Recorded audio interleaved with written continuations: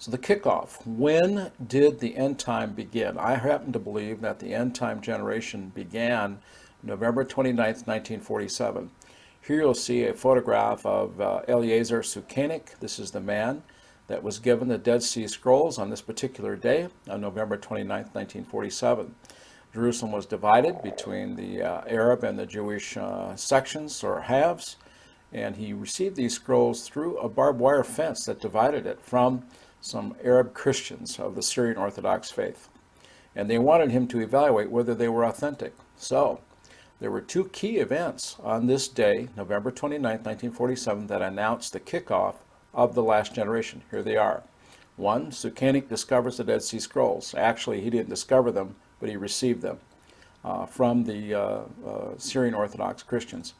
And two, UN Resolution 181 that partitions the Holy Land caused Israel to be reborn. This was the key kickoff date. So we see the discovery, the most ancient copies of Jewish Hebrew scriptures is discovered. Much older, 1,000 years plus older than the Masoretic text, which dates to 920 AD.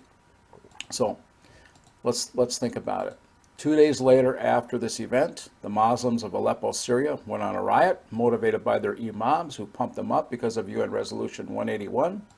They stormed the great Jewish synagogue in Aleppo. They found the oldest Bible that we had up to this point, the oldest copy of the Old Testament, called the Keter, the Crown of 920 AD. This is the Masoretic text put together by the Karaite Jews who survived the destruction of the temple by the Romans in the city of Jerusalem.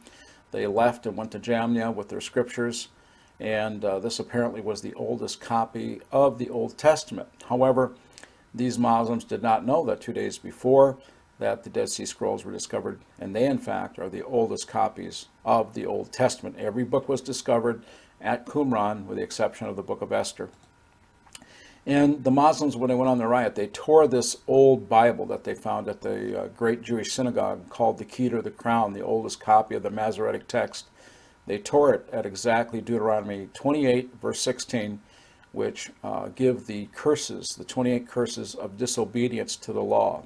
I find that to be ironic and interesting.